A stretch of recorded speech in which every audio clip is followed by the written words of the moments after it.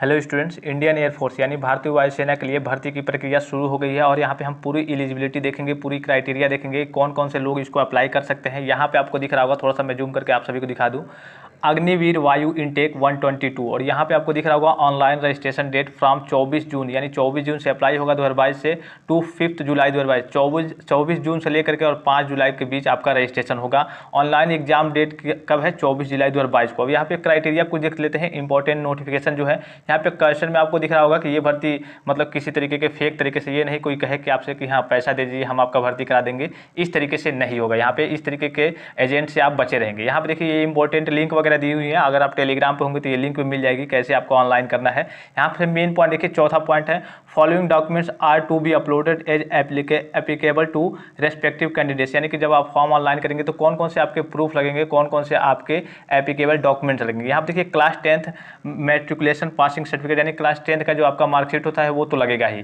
Intermediate 10+2 और equivalent marksheet, यानी कि अगर आपने इंटरमीडिएट कर लिया है तो इंटरमीडिएट की मार्कशीट लगेगी, या फिर अगर देखिए ये जो भर्ती प्रक्रिया है अगर आप इंटरमीडिएट कर लिए हैं तो आप इसको भर सकते हैं, या फिर अगर आप 10th के बाद जैसे पॉलिटेक्निक करने चले गए हैं या फिर कोई और कोर्स कर रहे हैं 3 साल के लिए 2 साल के लिए, तब भी आप इसको अप्लाई कर सकते हैं। यहाँ आप देख सकते हैं अथवा में भी दिया है 3 years engineering diploma final year marksheet, यानी कि आप फाइनल पास आउट होने चाहिए if applying on the basic of 3 years engineering diploma from a government recognised polytechnic in prescribed stream, यानी गवर्नमेंट आपका कॉलेज होना चाहिए, गवर्नमेंट रिकॉग्नाइज्ड होना चाहिए। ठीक है, उसके बाद से यहाँ पे देख सकते हैं 2 years vocational courses marksheet and marksheet of non vocational courses with subject English, physics and mathematics, यानी कि यहाँ पे अगर आप 2 इयर्स का वोकेशनल कोर्सेज भी करते हैं या फिर नॉन वोकेशनल कोर्सेज भी, लेकिन उसमें कंपलसरी है आपका इंग्लिश, फिजिक्स और मैथ रहना चाहिए सब्जेक्ट जो है। ठीक है, यहाँ पे देख सकते हैं पासपोर्ट साइज रिसेंट फोटोग्राफ लगेगा, टेकन नॉट बिफोर अप्रैल 2022, यानी अप्रैल से पहले का नहीं होना चाहिए, अप्रैल के बाद का होना चाहिए।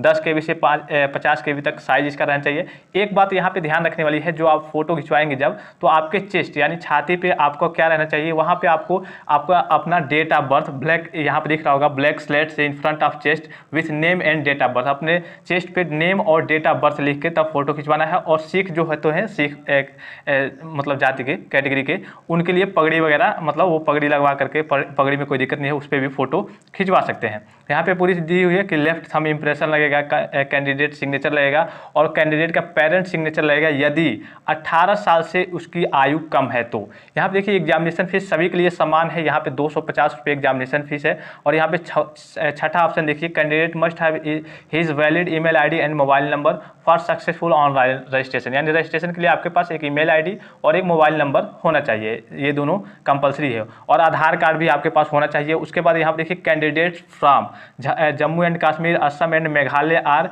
एक्सपेक्टेड फॉर द सेम, यानी कि अगर आप यहाँ पे जम्मू कश्मीर, असम और मेघालय के लिए हैं तो ये आपके लिए मैंडेटरी नहीं है। अब देखिए यहाँ पे कुछ चीज़ें दी हैं कि सेंटर वगैरह कब दिया गया, आपके एडमिट कार्ड पे वो सारी चीज़ें आ जाती हैं, आपको मालूम है। फिर से यहाँ पे कोविड का अनुपालन भी करना है आपको, सारी चीज़ें यहाँ पे दी हुई है कि कोविड का आपको अनुपालन करते हुए।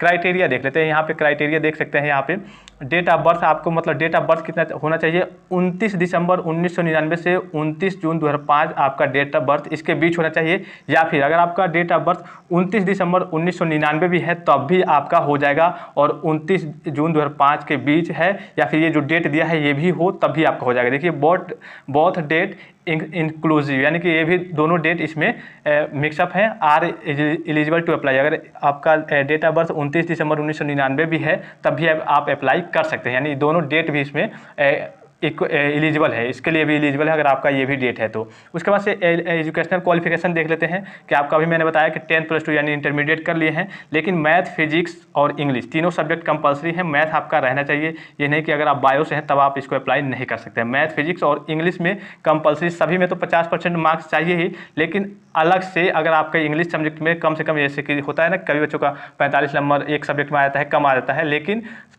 इंग्लिश में कंपलसरी है कि 50% नंबर आपका होना चाहिए। और यहाँ पे देख सकते हैं 3 इयर्स डिप्लोमा के बारे में बात की जा रही है। और अदर देन सब्जेक्ट यहाँ पे देखिए passed intermediate 10+2 equivalent examination in any subject approved by central state education board listed to COBSC member with minimum 50% marks in aggregated and 50% mark in English, यानी कि अगर आप 10 पास किए हैं इंटरमीडिएट किसी भी बोर्ड से तो 10+2 यानी इंटरमीडिएट पास कर लिए हैं तो आपके 50% मार्क रहने चाहिए। और इंग्लिश को यहाँ पे काफ़ी बारीता दे रही है, इंग्लिश में 50% मार्क्स आपके रहने चाहिए। यहाँ पे देखिए ये जो आपका एग्जामिनेशन है, यहाँ पे पूरी हाइट वगैरह दी हुई है कि हाइट मिनिमम 152.5 सेंटीमीटर रहना चाहिए। उसके बाद से चेस्ट दिया है कि minimum range of expansion 5 centimetre, और वेट दिया है यहाँ पे कि वेट आपके किसके हिसाब से रहना चाहिए, जिससे कि आपकी जो हाइट जो आपके वेट होते हैं उस हिसाब से आपकी हाइट होती है, तो हाइट के हिसाब से वेट वगैरह सारी चीज़ें आप जानते ही हैं कि कैसे होता है कि हाइट के हिसाब से वेट को मैनेज करना पड़ता है, तो वो सारी चीज़ें आप देख सकते हैं। ठीक है, यहाँ पे देखिए जो फेज है, फेज सब 3 फेज में है ये एग्जाम। पहले फेज में आपके ऑनलाइन टेस्ट होंगे, यहाँ पे टेस्ट दिया हुआ है जिसमें यहाँ पे पूरी 60 मिनट का यहाँ पे समय मिलेगा आपको। इंग्लिश, फिजिक्स और मैथमेटिक्स रहेगा और सीबीएसई के सिलेबस पे ये आधारित रहेगा। फिर से दूसरे में देखिए 45 मिनट का ये रहेगा, और इसमें यहाँ पे आपको देख सकते हैं इंग्लिश, और सिलेबस में रहेगा रीजनिंग एंड जनरल अवेयरनेस यानी RAG, रागा जिसको कहते हैं, 45 मिनट इसमें समय मिलेगा। फिर 85 मिनट इसमें मिलेगा रीजनिंग एंड जनरल अवेयरनेस में। ये मतलब आपके एग्जाम है, प्रोसीजर है, मतलब 60 मिनट का आपका एग्जाम होगा, उसमें इंग्लिश, फिजिक्स और मैथमेटिक्स वगैरह रहेंगे, और यहाँ पे आपको सारी चीज़ें यहाँ पे डिटेल में दिख रही होंगी। ठीक है, यहाँ पे फेज 1 हो गया। अगर आप एग्जाम को क्वालिफाई कर जाते हैं, यहाँ पे मतलब अगर आप एग्जाम को क्वालिफाई कर जाते हैं तो आप फेज 2 में आएंगे। तो फेज 2 में क्या होगा, आपके जैसे कि एडमिट कार्ड वगैरह नया निकलवा कर ले जाना पड़ता है, यहाँ पे colour print out of admit card, उसके बाद से कई सारी अलग के एडमिट, जैसे कि आपका उसकी फ़ोटो कापी 3-4 सभी की फ़ोटो कापी, यहाँ पे HB pen, pencil, eraser, sharpener, stick, stainer, blue pen, black pen, सारी चीज़ें ले जानी पड़ती हैं। और 8 copies of unattested passport size photo वगैरह ले जाते हैं, जो यूज़ नहीं हुआ है, जो आपके अप्लीकेशन में यूज हुआ है, मतलब सेम फ़ोटो आपको ले जाना पड़ता है। यहाँ पर सारी चीज़ें दी हुई है, फ़ोटो कापीज वगैरह कई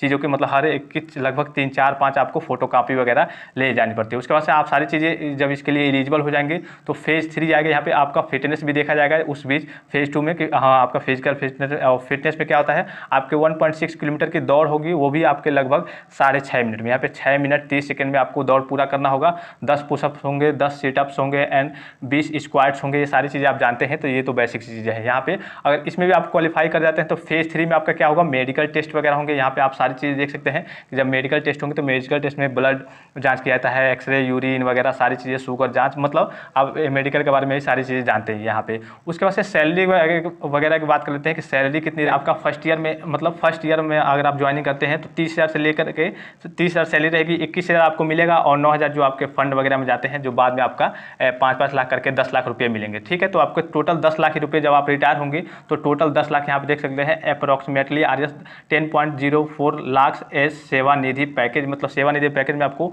10 लाख के आसपास आपको रुपये मिलेंगे 4 साल के बाद जब आप रिटायर होंगे तो। और यहाँ पे सेकेंड ईयर में देखिए जैसे जैसे आप फर्स्ट ईयर सेकेंड ईयर मतलब अगले साल जाते रहेंगे उस हिसाब से आपकी सैलरी बढ़ती रहेगी। 30,000, 33,000, 36,500 और चौथे साल में 40,000 हो जाएगी। और यहाँ पे मिलेगा आपके हैंड में कितना आएगा, 21,000 पहले साल में, दूसरे साल में 23,100, तीसरे साल में 25,550 और चौथे साल में 28,000 आएगा। और ये आपका पूरा पैसा कटता रहेगा, बाद में आपको फंड के थ्रू 10 लाख रुपये मिलेंगे। तो ये सारी चीज़ें से आशा करता हूँ कि सारी चीज़ें आपको समझ में आ गई होंगी, हर एक चीज़ समझ में आ गई होगी। अगर कोई चीज़ छूट गई हो तो आप कमेंट करेंगे तो मैं उसके बारे में भी बता दूंगा। सारी चीज़ें यहाँ पे आपको लगभग बता दी गई हैं। सभी बच्चे इसको अप्लाई करेंगे, और जो भी एलिजिबल है वो अप्लाई कर सकते हैं, या फिर अगर आप एलिजिबल नहीं है तो अपने दोस्तों, अपने भाई वगैरह के पास इस वीडियो को जरूर शेयर करेंगे। फिलहाल इस वीडियो में इतना ही, इजाजत दीजिए। धन्यवाद, थैंक्स फॉर वॉचिंग। मिलते हैं नेक्स्ट वीडियो में।